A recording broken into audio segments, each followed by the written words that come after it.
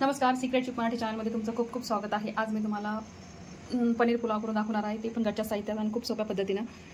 आणि राईस खूप असा मोकळा होतो आणि खूप चवदार लागतो, जसं रेस्टॉरंटमधला किंवा पंक्तीमधला जो असतो सेम त्याच पद्धतीने हा राईस लागतो। तर तुम्ही नक्की करून बघा अशा पद्धतीचं पनीर पुलाव। आणि तुम्हाला माझ्या चॅनलवरची रेसिपी जर आवडली तर माझ्या चॅनलला लाईक आणि सबस्क्राईब जरूर करा आणि इतरांना शेअर देखील करा। आता ही रेसिपी कशी करायची ते आपण बघणार आहोत। सिक्रेट शिप मराठी चॅनलमध्ये तुमचं खूप खूप स्वागत आहे। आज मी तुम्हाला पनीर पुलाव कसा करायचा ते सांगणार आहे, ते पण घरच्या साहित्यात आणि खूप टेस्टी, खूप छान।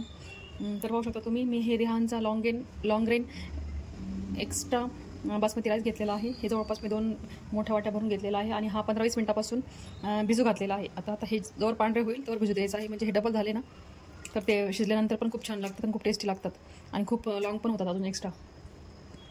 त्यानंतर पाहू शकता मी पनीर घेतलेलं आहे, जवळपास आहे हे 100 ग्राम आहे, 250 ग्राम आहे आणि हे असं पीसमध्येच आहे आणि हे खूप चिल्ड आहे। त्याला आपण थंड पाण्यात टाकून याला नॉर्मल करून घेणार आहोत आधी।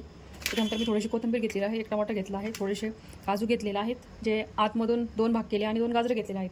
तुमच्याकडे जी पण भाज्या अवेलेबल असतील ते तुम्ही घेऊ शकता। शिमला मिरची टाकू शकता, अजून फ्रोझन वाटाणा टाकू शकता, जे तुमच्याकडे अवेलेबल असेल ते तुम्ही टाकू शकता, नसेल तर तरीही चालतं।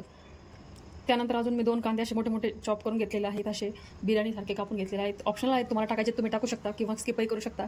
3 मिरच्या घेतल्या आहेत ज्या लंब्या कापलेल्या आहेत आणि अद्रक घेतलेली आहे। अद्रक ही अशीच कापायची आहे, याचा फ्लेवर खूप छान येतो।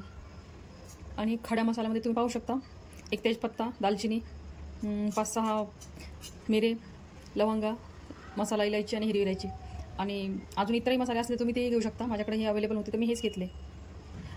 आता आपण पनीर पुलाव करायला सुरुवात करणार आहोत। हे पण शेगडीवर आपण एक कढई ठेवलेली आहे, त्याच्यामध्ये आपण थोडंसं तेल टाकणार आहोत। आपल्याला पनीर आणि काजू थोडेसे फ्राय करून घ्यायचे आहेत, जेणेकरून ते खूप चवदार लागतात नंतर। एक झाकण जवळ ठेवायचं आहे, कारण पनीर टाकल्यानंतर हे खूप उडणार आहेत। मी तुम्हाला टाकून दाखवते अशा पद्धतीने।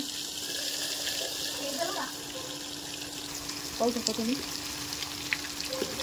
थोडेसे रोस्ट करून घ्यायचं आहे, कसं लालसर होईपर्यंत। बोलतात अंगावर त्यामुळे थोडी सगळे कमी करून घ्यायचे आहेत आपल्याला।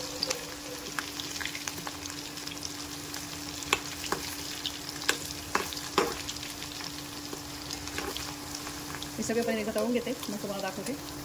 सर्व पनीर तळून झालेले आहेत आपले। आता आपल्याला हे थोडेसे काजूचे तुकडे आहेत ते पण तळून घ्यायचे आहेत, जसे आपल्याला रेस्टॉरंटमध्ये किंवा लग्नाच्या याच्यामध्ये जसे असतात काजू वगैरे, ते पण तळून घ्यायचे आहेत।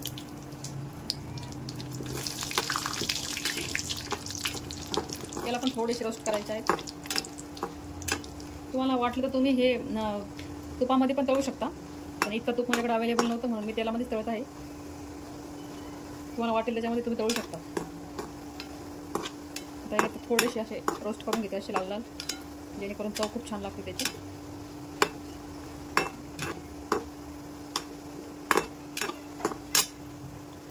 उतरून घेते। त्यानंतर त्याच तेलामध्ये आपण गाजर पण फ्राय करून घेणार आहोत, कारण ते फोडणीमध्ये व्यवस्थित फ्राय होत नाही। असं फ्राय करता येतं आपल्याला कडक कडक, म्हणून ते गाजर सुद्धा याच्यात फ्राय करून घ्यायचं आहे। फोडणीमध्ये केल्यानंतर ते असं मऊ होतं, कडक होत नाही, मग ती चवही छान लागत नाही, म्हणून असं तेलामध्ये कडक करून घ्यायचं आहे त्याला आताच। ते पाहू शकता तेल चांगलं तापलेलं आहे। सर्वात आधी आपण टाकू याच्यामध्ये जिरे जवळपास मी 1 चमचा घेते आहे, टाकून देऊया चांगले। त्यानंतर आपण जे खडे मसाले घेतलेले होते ते सगळे टाकून देते मी, त्याच्यामध्ये खूप छान फ्लेवर येतो। त्याच्यानंतर ही अद्रक अशी बारीक चॉप करून घेतलेली होती ती टाकून देऊया, थोडीशी फ्राय होऊ देऊया आपण अद्रकला। तेव्हा असा फ्लेवर रोस्ट झालेला अद्रक फ्लेवर खूप छान येतो। त्यानंतर हे 2 कांदे आणि मिरची जी होती ती टाकून देऊया। खड्या मसाल्यानं असा फ्लेवर खूप छान येतो, एकदम रेस्टॉरंटसारखा। त्यानंतर 1 पाव चमचा आपण हिंग टाकू, हिंग पावडर, त्यांना खूप छान टेस्ट आणि फ्लेवर येतो।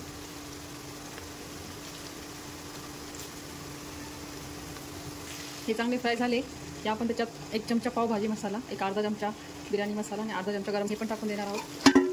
तेलामध्ये चांगले रोस्ट करून घ्यायचा मसाला, मस्त होतं। त्यानंतर आपण जे रोस्ट केलेले होते काजू, पनीर आणि हे गाजर, तर ते सगळं पण याच्यात ओतून घेऊया.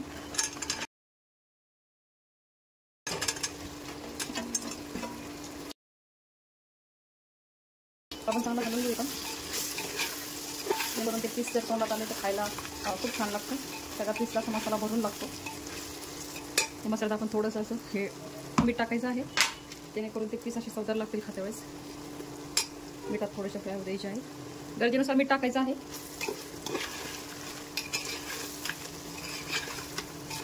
मी एकीकडे गॅसवर गरम पाणी करायला ठेवलेलं होतं. हे पहा तांदूळ आपले किती छान फुगलेले आहेत, भिजू घातले होते तर ते आधी टाकू याच्यात.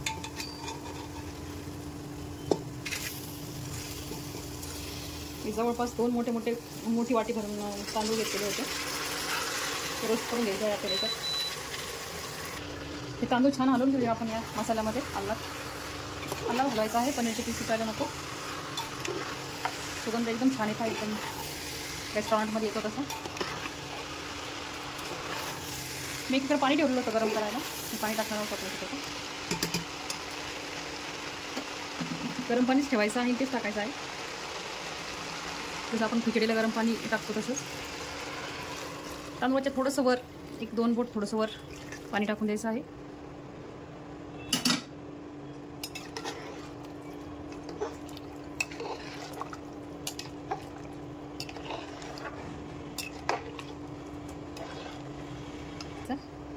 तुम्ही पाहू शकता एकदम सुंदर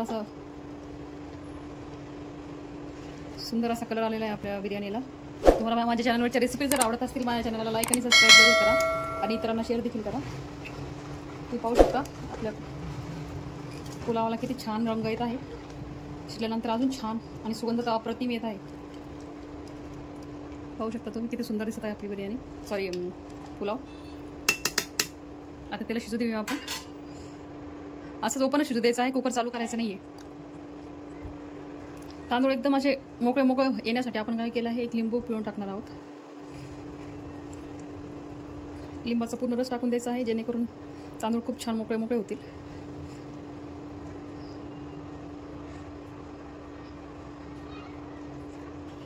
एकदा हलवून घेऊया आणि शिजू देऊया.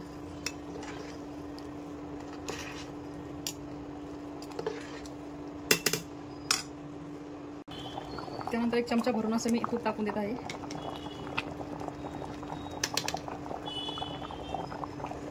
तुपाने खूप छान फ्लेवर येतो.